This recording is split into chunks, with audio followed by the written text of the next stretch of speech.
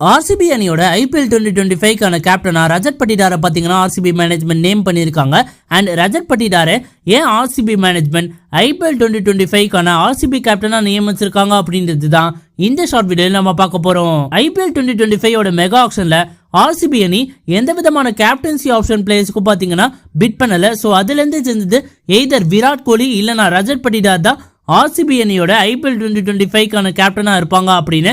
And அதன்படியே ரஜத் பட்டிதாரை பாத்தீங்கன்னா RCB அணியோட ஐபிஎல் 2025க்கான கேப்டனா பாத்தீங்கன்னா நியமிச்சிருக்காங்க.